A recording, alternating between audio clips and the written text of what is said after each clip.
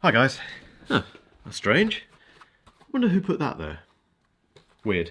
Anyway, I think that Apple has done something to the iPad Air which makes it one of the best value iPads on the market, although I have a feeling some of you won't agree.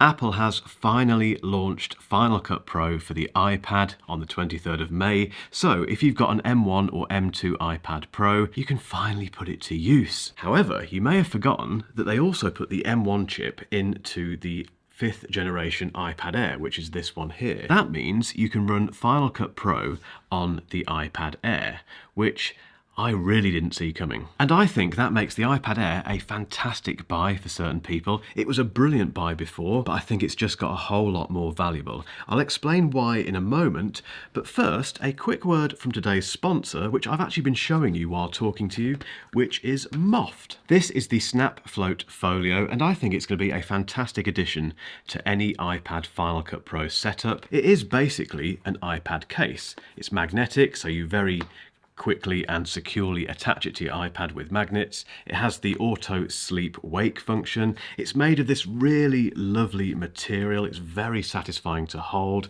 comes in different colors, it's scratch resistant. However, it's also the world's first origami iPad case, which means you can take it like this and fold out that and suddenly have this floating iPad, which is perfect as a second monitor. Also, if I tuck this in like that, I get a focus mode for watching stuff and just zoning into my work on the iPad. And if I flip that around, I've got a drawing mode. It is so versatile. There's also an iPad mini version, which I absolutely love in this white. I've been using this for these videos just to prop up my iPad safely out of the way to read my notes.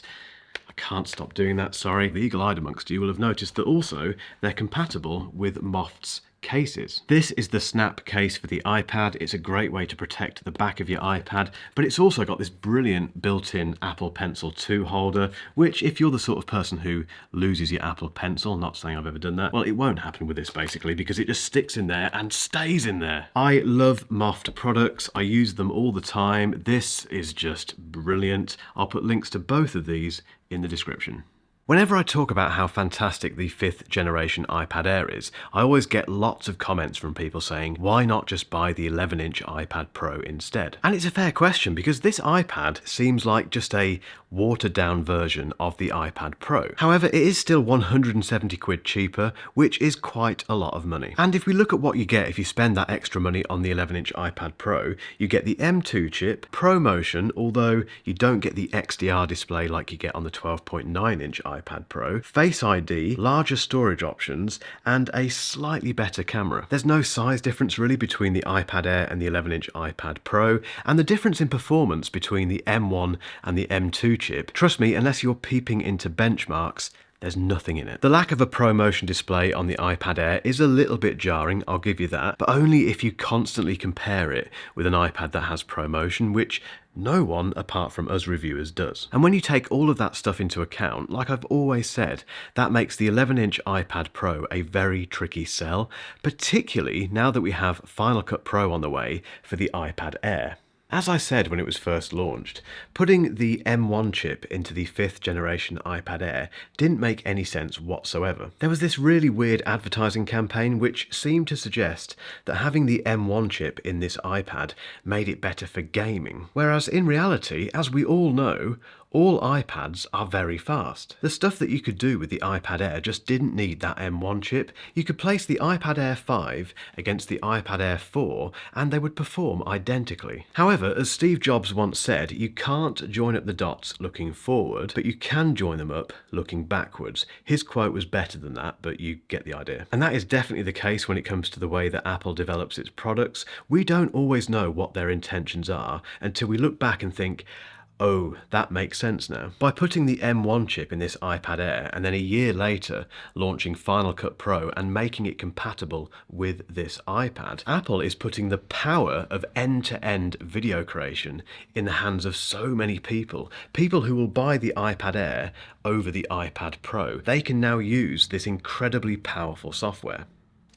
If you missed the whole announcement about Final Cut Pro coming to the iPad, it's definitely worth checking out Apple's product page for it because, well, it looks pretty much like the Mac version of Final Cut Pro built for touch. Everything from the timeline to the media bin, multicam editing, titles and effects, and even voice isolation has made it across to the iPad. And those features are joined by some really exciting new stuff as well. So we've got fast cut automation, although it's not clear what that exactly means at the moment, but auto cropping, the ability to isolate subjects without green screens, and support for cinematic mode on the iPhone. And Apple is touting Final Cut Pro on the iPad as a true end-to-end video production process, so you can basically shoot stuff on your iPad, have it go directly into the Final Cut Pro project, edit it, polish it, and export it. You can't do that same workflow on the Mac version, and the fact that you can do that on the iPad Air is mind-blowing. We're living in an era now where everyone, it seems, wants to be a content creator,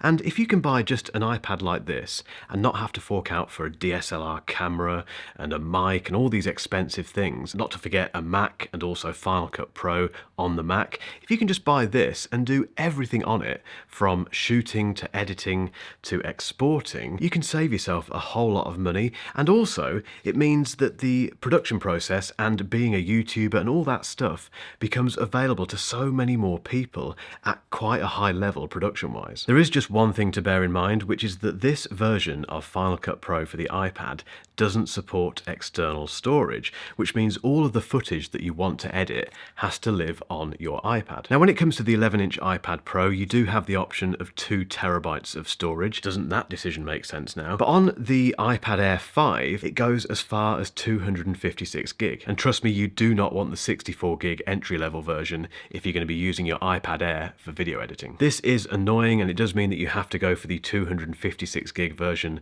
of the iPad Air 5 for Final Cut Pro, but I'm very hopeful, please Apple, that at some stage we'll have a version of Final Cut Pro on the iPad that supports external storage.